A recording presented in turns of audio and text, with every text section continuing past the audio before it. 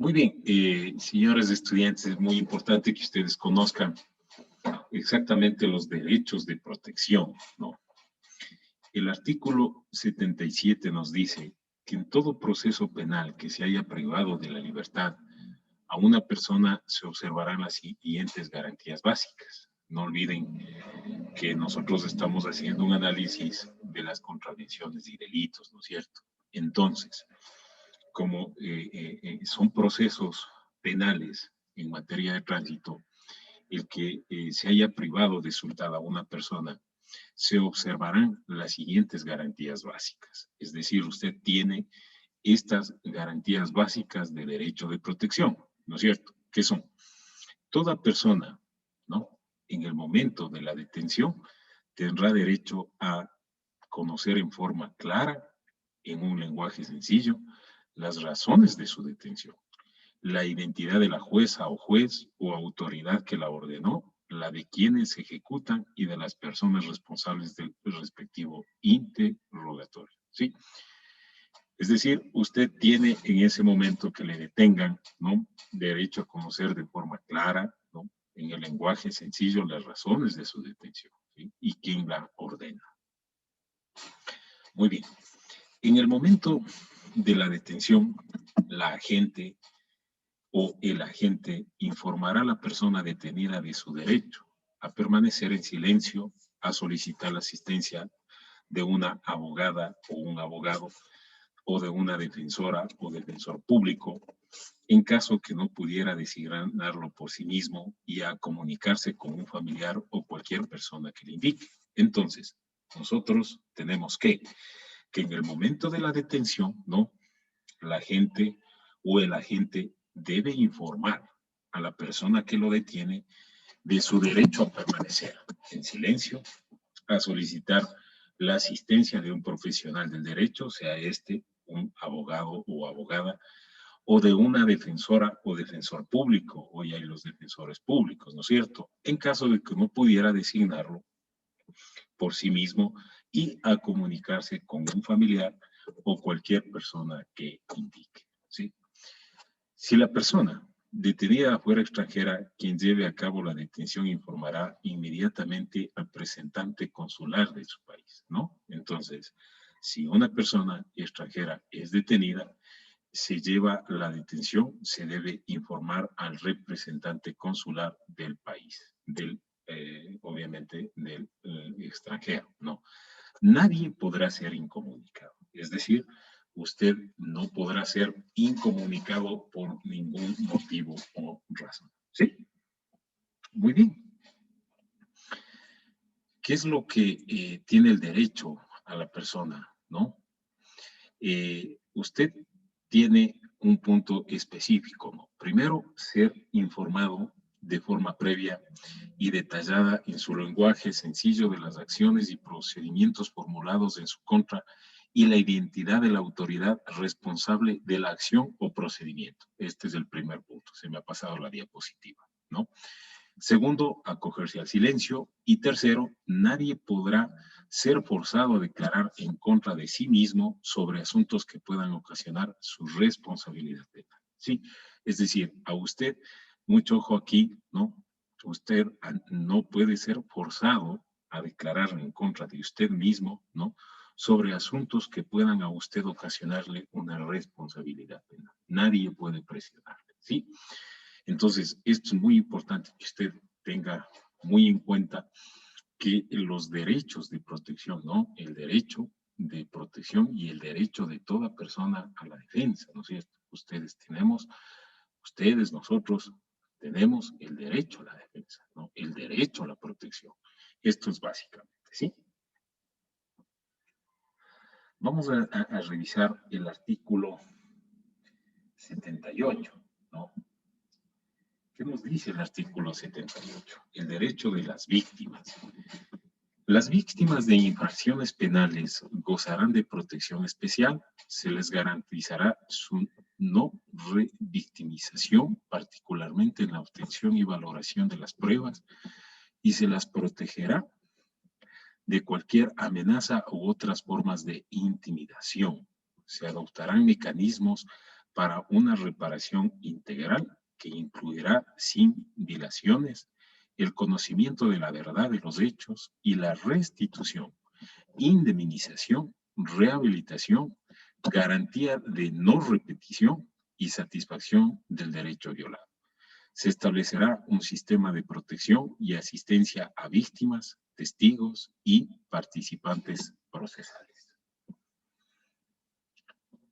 Aquí, las garantías de la privación de la libertad en todo proceso penal en que se prive de la libertad de una persona, se observarán las garantías previstas en la Constitución y a más de las siguientes. 1. En delitos flagrantes, la persona será conducida inmediatamente ante la o el juzgador para la correspondiente audiencia que se realizará dentro de las 24 horas siguientes a la aprehensión. 2.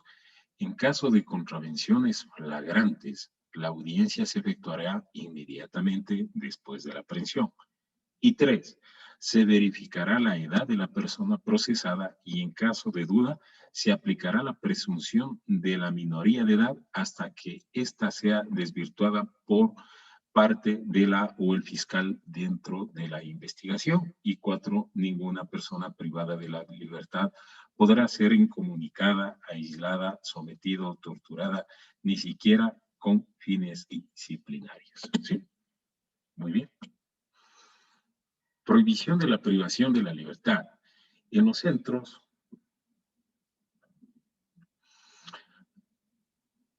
no autorizados se prohíbe cualquier forma de privación de libertad en instalaciones o lugares no autorizados legalmente, así como toda forma de arresto, coerción y privación de la libertad derivada de procedimientos disciplinarios administrativos.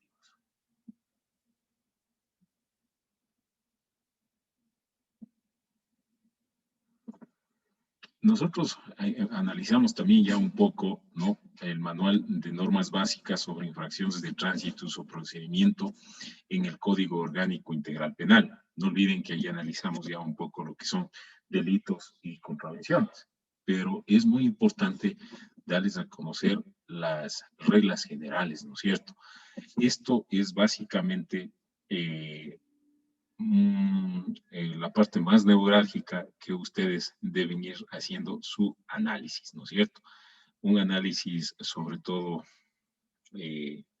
muy ecuánime, muy consensuado. Entonces nosotros un poquito hablamos en reglas generales que las infracciones de tránsito son las acciones u omisiones culposas producidas en el ámbito del transporte y seguridad vial, de acuerdo al artículo 371. No, de ahí se deriva culpa. ¿Qué es la culpa? Actúa con culpa la persona que infringe el deber objetivo de cuidado que personalmente le corresponde, produciendo un resultado dañoso. Esta conducta es punible cuando se encuentra tipificada como infracción en este código, ¿no? Artículo 27. La pena natural, ya revisamos con ustedes, vamos a reforzarlo. En el caso de pena natural probada en las infracciones de tránsito y cuando la o las víctimas parientes del presunto infractor, no olviden, hasta el 4º grado de consanguinidad, ¿no? Consanguinidad por sangre, afinidad, afín, ¿no es cierto? O segundo de afinidad, la o el juzgador podrá dejar imponer una pena o imponer exclusivamente penas no privativas de libertad, ¿no? Artículo 372. La responsabilidad de las o peatones, pasajeros, controladores, cuando el responsable del accidente no sea la o el conductor de un vehículo, sino la de o el peatón, pasajero, controlador u otra persona, será sancionado con las penas previstas en los artículos correspondientes según las circunstancias de la infracción, a excepción de la pérdida de puntos que se aplique en forma exclusiva a los conductores infractores. Artículo 373. Agravantes en infracciones de tránsito. Para la imposición de la pena en las infracciones de tránsito se consideran las siguientes circunstancias. 1. La persona que conduzca un vehículo motor con licencia de conducir caducada, suspendida temporalmente o definitivamente, cause una infracción de tránsito, será sancionada con el máximo de la pena correspondiente a la infracción cometida. 2. La persona que sin estar legalmente autorizada para conducir vehículos a motor o haciendo uso de una licencia de conducir de categoría de tipo inferior a la necesaria según las características del vehículo incurrirá en una infracción de tránsito. Será sancionada con el máximo de la pena correspondiente a la infracción cometida. La persona que ocasione un accidente de tránsito y huya del lugar de los hechos será sancionada con el máximo de la pena correspondiente a la infracción cometida. Y la persona que ocasione un accidente de tránsito con un vehículo sustraído será sancionada con el máximo de las penas previstas para la infracción cometida, aumentadas en la mitad sin perjuicio de la acción penal que haya lugar por la sustracción del automotor. El artículo 374. Los delitos de tránsito, las reglas generales de la detención, ¿no? Esto es muy importante. El agente civil de tránsito, ¿no?, informa a la OIAT, ¿no?, detener al presunto autor, remitir un parte, vehículos aprehendidos, custodiar y aislar la zona, ¿no? Los agentes igualmente de la OIAT, ¿no?, tomarán procedimiento, elaborarán el parte, presuntos infractores, cadena de custodia. Ahí tenemos el imputado, poner a órdenes del fiscal, ¿no es cierto?, el juez de turno y audiencia del control de la flagrancia, ¿no es cierto?, con el agente civil de tránsito. Es decir, estas es las reglas generales de la detención y el procedimiento que se debe dar a la misma, ¿sí? Muy bien. Nosotros también analizamos ya un poquito la muerte causada por el conductor en estado de embriaguez o bajo efectos de sustancias estupefacientes, psicotrópicas o preparados que la contengan. La persona que conduzca un vehículo motor en estado de embriaguez o bajo los efectos de sustancias estupefacientes, psicotrópicas o preparados que la contengan y ocasionen un accidente de tránsito del que resultaren muertas una o más personas. ¿Cuál es la sanción? Pena privativa de libertad de 10 a 12 años, revocatoria definitiva para la licencia para conducir vehículos. En el caso del transporte público, además de la sanción prevista en el inciso anterior, el propietario del vehículo y la operadora de transporte serán solidariamente responsables por los daños civiles sin perjuicio de las acciones administrativas que sean ejecutadas por parte del organismo del transporte competente sobre la operadora. ¿Sí? La muerte culposa, ¿no? De acuerdo al artículo 377, establece la persona que ocasione un accidente de tránsito del que resulte la muerte de una o más personas por infringir un deber objetivo de cuidado. La sanción tiene una pena privativa de 1 a 3 años, la suspensión de la licencia de conducir por 6 meses una vez cumplida la pena privativa de la libertad. Serán sancionados de 3 a 5 años cuando el resultado dañoso es producto de acciones innecesarias, peligrosas e ilegítimas, tales como 1. Exceso de velocidad. 2. Conocimiento de las malas condiciones mecánicas del vehículo. 3. Llantas lisas y desgastadas. 4. Haber conducido el vehículo más allá de las horas permitidas por la ley o malas condiciones físicas de la o el conductor. 5. Inobservancia de leyes, reglamentos, regulaciones técnicas u órdenes legítimas de las autoridades o agentes de tránsito. El artículo 378, ¿no? La muerte provocada por negligencia del contratista o ejecutor de la obra, la persona contratista o ejecutor de una obra que al infringir un derecho objetivo de cuidado en la ejecución de las obras de la vía o de construcción ocasiona un accidente de tránsito del que resultare muerta una o más personas, la sanción tendrá una pena privativa de libertad de 3 a 5 años. La persona contratista o ejecutora de la obra y la entidad que contrató la realización de la obra será solidariamente responsable por los daños civiles ocasionados. Si las obras son ejecutadas mediante administración directa por una institución del sector público, la sanción en materia civil se aplicará directamente a la institución y en cuanto a la responsabilidad penal se aplicarán las penas señaladas en el inciso anterior a la o el funcionario responsable directo de la obra. De verificarse por parte de las autoridades de tránsito que existe falta de previsión de peligro o riesgo durante la ejecución de obra de la vía pública, dicha obra será suspendida hasta subsanar la falta de previsión mencionada, sancionándose a la persona natural o jurídica responsable con la multa aplicable para esta infracción.